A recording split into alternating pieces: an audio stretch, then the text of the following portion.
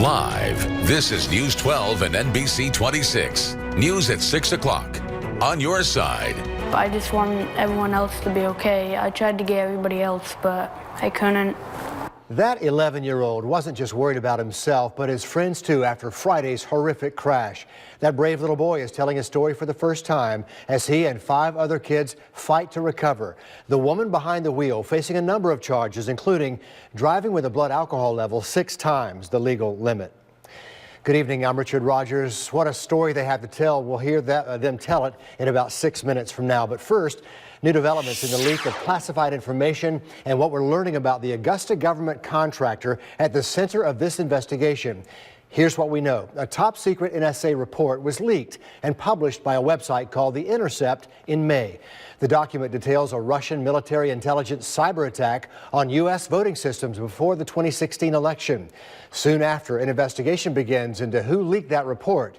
On Saturday, police arrested reality winner right here in Augusta. She was in federal court for the first time yesterday, charged with gathering, transmitting, or losing defense information. But all of this raises a lot of questions about who Reality Winner is and what she does for a living. We have team coverage as we work to answer those questions, and we begin with Preston Willett. Well, just as late this afternoon, the Air Force released information about her military service, and we're hearing more about that. We know she served for 6 years between December 2010 and December 2016. That's when she separated from the Air Force as a cryptologic language analyst. She left her service as an E-4 senior airman and was most recently stationed at Fort Meade in Maryland. We know she received the Air Force Commendation Medal as well. Now, we also talked to people today. You can start to piece together really who she is, who Reality Winner is, a former Air Force linguist, a workout enthusiast, and a person that loved her dog and cat. I talked to her stepdad today here at her home on Battle Row, and they said they are still in shock from the news, just like they are, and just like many of us are, and they're trying to figure out what happened. A look at Reality Winner's social media gives a glimpse of who she is, like a workout enthusiast. But nothing would lead the people around her to believe she could do this. Just shocked. I guess anybody who knows her would be. Glenn Whalen knows Reality from seeing her in his gym, and nothing about her would stand out. She would just do her workout. She would go in the back and she would pound some weights, just like everybody else, and she would leave. That's how neighbors describe her too. Quiet and mostly kept to herself, but never a problem. Not at all. I mean, she, a little, quiet, but that's personality, I would assume. On Friday afternoon, though, neighbors say they saw 10 to 12 unmarked cars outside her house around 4 o'clock, just a couple hours after she made her last post on Facebook. You are what you love, not who loves you. Her stepdad and mother, both crushed by the news, say Reality's social media posts don't really tell who she is, saying she's a patriot. Neither her parents or people around her life noticed any change. Whalen says when she was in the gym, it was just about working out. I didn't hang out with her outside of here, so I didn't really know what she did. I didn't even know, I knew she was prior military, but I didn't know what her job now was. An unassuming lifestyle now leaving people to make their own assumptions. Well, Preston, you mentioned Twitter, and it appears she doesn't appear to be a big fan of the president, but let's get back to her family. What are her stepdad and mother doing now?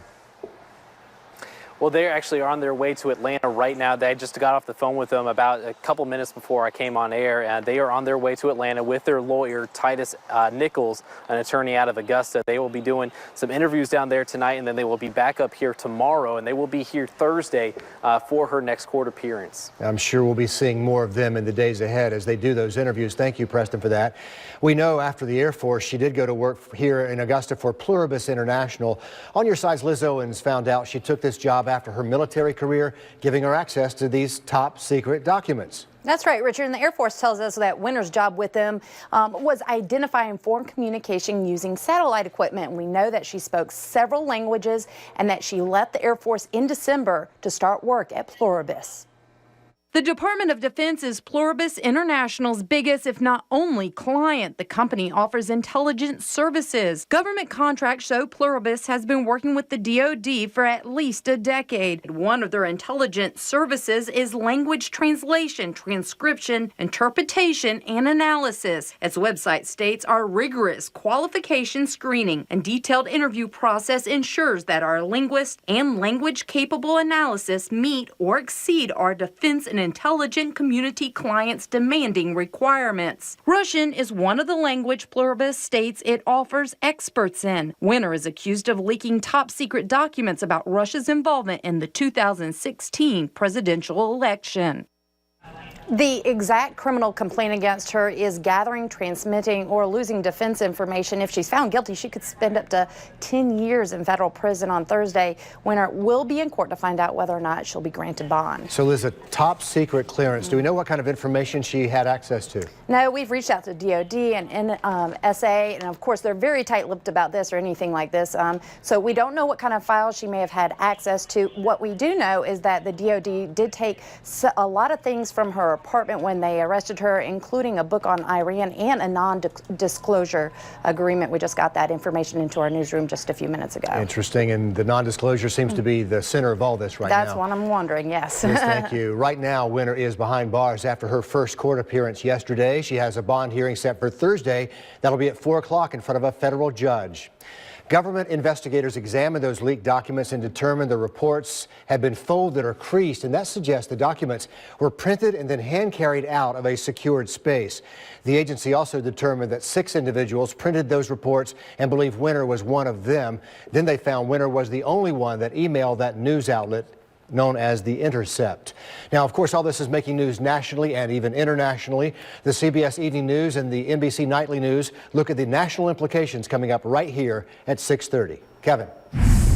Richard, we want to remind people driving around for the rest of today and this evening, turn on the headlights and take it slow because there are some heavy downpours out there making driving a little bit dangerous in some spots. Now, looking across the CSRA over the last few hours, it appears that most of us are getting a break from the heavier downpours, at least for now. But keep your guard up and keep the umbrella handy. We're taking a look at the last hour of Doppler Max radar imagery. Augusta not seeing a whole lot of heavy rain right now. There's been some near Washington and also some down near Swainsboro over the last couple of hours. Temperatures have been held in check, mid to upper 70s right now across the region, but it is pretty humid. And that'll be the story for the rest of this afternoon, evening. Temps 75 to 80 and scattered showers and storms. We'll talk more about some drier weather straight ahead.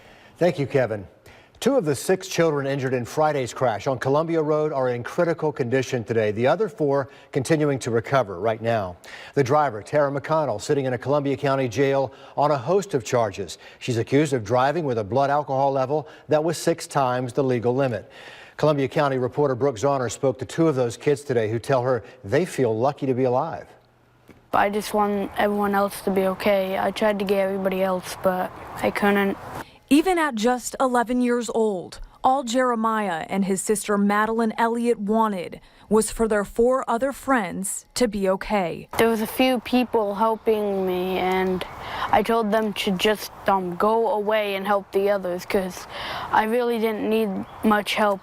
Jeremiah has a broken arm and stitches and still needs surgery. His sister Madeline has stitches for a cut on her head and a broken bone above her tailbone. Just some of the aftermath when deputies say 46-year-old Tara McConnell drove drunk at nearly 6 times the legal limit, pulling out in front of a pickup truck with a car full of 6 kids. I thought it was just a nightmare. I couldn't believe it was real, to be honest. They all live in the same neighborhood. On Friday, they were together playing when they say they asked McConnell to drive them here to the Elliott's house. But she drove to this Circle K first. I was terrified because I thought my parents would be mad and very upset. 11-year-old Arwen and 6-year-old Violet remain in critical condition. A GoFundMe page says Violet is paralyzed and Arwen is still unconscious. I was fine.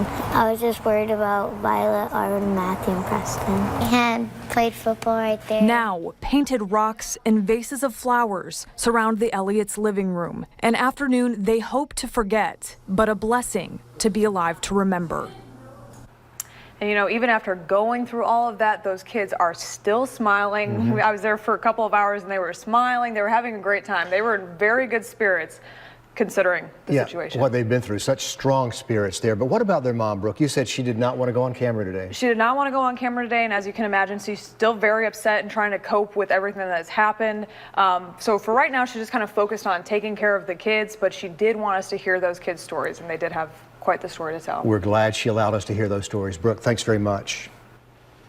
Payne College's new president, Dr. Jerry Hardy, in Augusta, holding a news conference today, talking about the new challenges ahead in his tenure. One of the big challenges he says he will face is increasing enrollment and raising money. And he wasn't shy about asking for it. I want to find 1,000 people that can give us $1,000. I want to find 100 people who can give us $10,000. And I want to find at least 5 people who can give us $1 million or more. And that's not going to be easy, but I think it can be done. And hopefully you're out there listening if you're one of those donors. Dr. Hardy also says one of his goals is to give his staff a raise. Friday at 5 o'clock is the new deadline to find out if construction will continue on those 2 nuclear reactors at Plant Vogtle. The Southern Company says Georgia Power and Westinghouse needed another extension on that interim assessment agreement. Georgia Power is trying to take over that huge construction job after Westinghouse filed for bankruptcy earlier this year. The Augusta Commission accepts the resignation of one of their department heads today. Mark Johnson, the Director of Environmental Services, turning in his resignation yesterday. Now, this comes as the city was investigating how a now retired Environmental Services employee was using Richmond County equipment on private land in Lincoln County to do some work. Some commissioners say Johnson should not have had the chance to resign. He should have been terminated, not given the opportunity to resign. We have terminated some other people for a whole lot less than that. The commission agreed to pay Johnson 3-month severance pay. Coming up here at 11 o'clock, Augusta government reporter Lindsay Tooman has more on Johnson's resignation and what changes might be ahead for the city. You want to talk about some threatening skies? Take a look at this picture sent in from Dan Leonard of the Thompson Bypass. Yeah, that's some heavy downpours out there today. Drive carefully, keep the headlights on. Send us your pictures to wrdw.com/mycapture. Back with the full forecast in a minute. And also ahead, deputies searching for any sign of a missing 16-year-old LaTanya Janelle Carwell. Now a classmate of hers is telling her story. She ain't told us nothing. We was thinking everything was all good.